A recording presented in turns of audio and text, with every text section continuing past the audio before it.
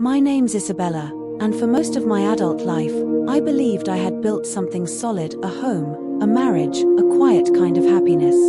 Tyler and I had been together since our late 20s. To anyone looking in from the outside, we seemed like the picture of stability. He was a successful real estate man, charming in public, confident, polished. I was steady, loyal, practical. People used to tell us we made sense together. But sense and love aren't the same thing. I didn't know that until the night everything fell apart. It was our anniversary, also his birthday, and I had spent the entire week planning something thoughtful. I took time off work, hunted down his favorite bottle of red, and even learned to make his favorite ribs. The house looked warm and soft in the candlelight, the kind of place you'd want to come home to. I texted him, "Dinner's ready. Can't wait to see you." Hours passed. No answer. Finally, around midnight, an email arrived, not a call, not even a text. Just a single line. Got caught up with a client emergency. Rain check. That was it. No happy anniversary. No love you. I stood there in my dress, the candles dying one by one. I didn't cry, I just felt the air leave my body. Something had changed. I could feel it. The next morning, I tried to shake it off. Maybe work had really kept him late. But when I called his office, the receptionist said something that made the floor tilt beneath me. "Oh, Tyler doesn't work here anymore.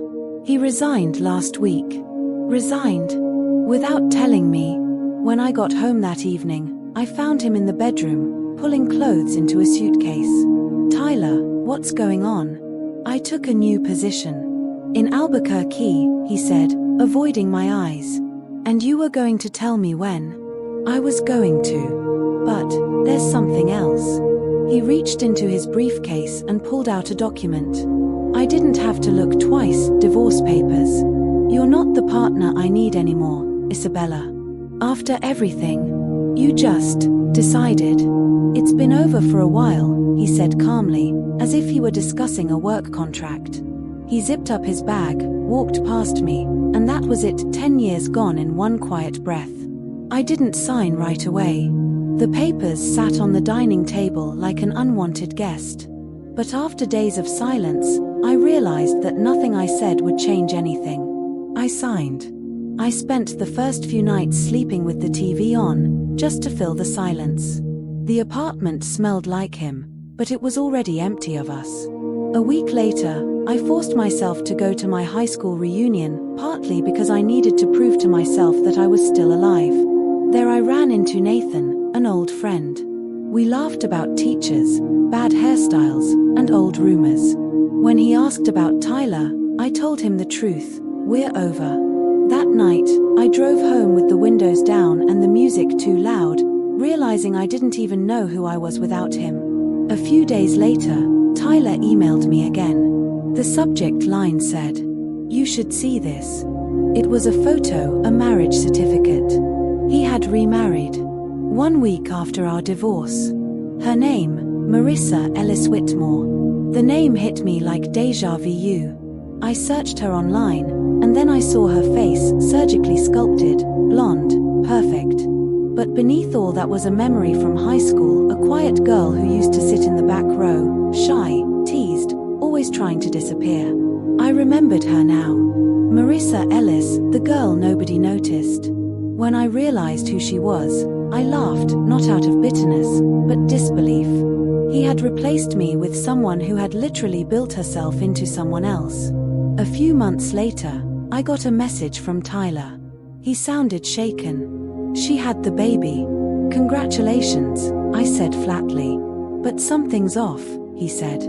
"She barely looks at the child. And the baby doesn't look like either of us." I didn't know what to say.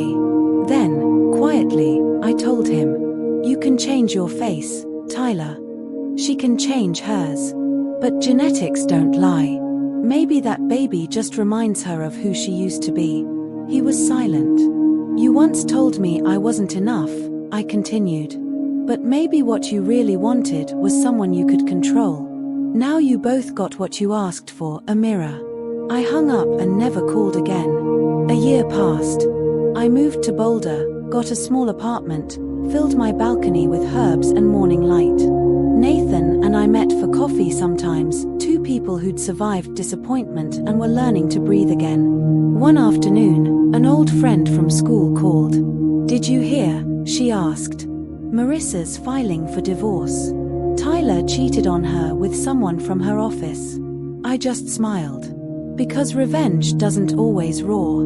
Sometimes, it's quiet, it sits in peace, sipping coffee, watching karma make its rounds. And that's the story of how my ex found his perfect wife, and I finally found myself. If you liked this story, hit like, subscribe, and share.